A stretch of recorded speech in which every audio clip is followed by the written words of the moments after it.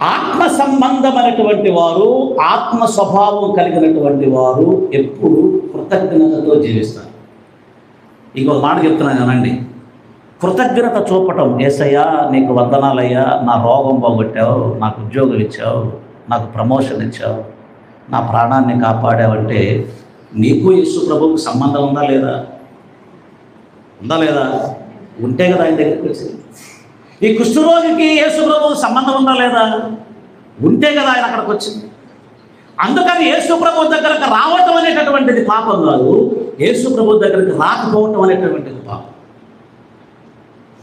ఈ కుష్ఠరోగికి యేసు ప్రభువు దగ్గరకు వచ్చేటటువంటి గుణం వచ్చిందంటే ఇతనిలో ఉన్నటువంటి దేవుని మీద ఉన్నటువంటి అపనమ్మకం అంతా పోయి యేసు మీద నమ్మకం వచ్చింది.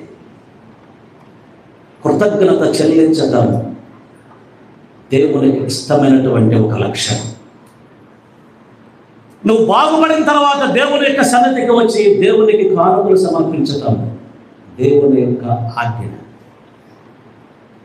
పాదిరి గారిగా చెప్తుంది మాటలు బైబుల్.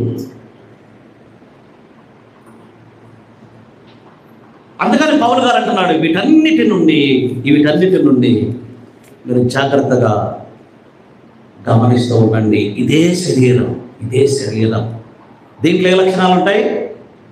క్రోధం, కోపం, కక్ష, అసూయ, ద్వేషం, వ్యభిచారం, అభిచారం, జారత్వం అన్నీ ఈ శరీరంలో ఇమిడి ఉంటాయి. ఇవన్నీ పోయి ప్రేమ, సంతోషం, సమాధానం ఉండాలి అంటే నీ మీద యేసుకు పెత్తనం ఇవ్వాలి. అంటే నువ్వు యేసు ప్రభు దగ్గరకు వెళ్ళి యేసు ప్రభువుకు లోబడి యేసు ప్రభు చెప్పిన మాట వినాలి.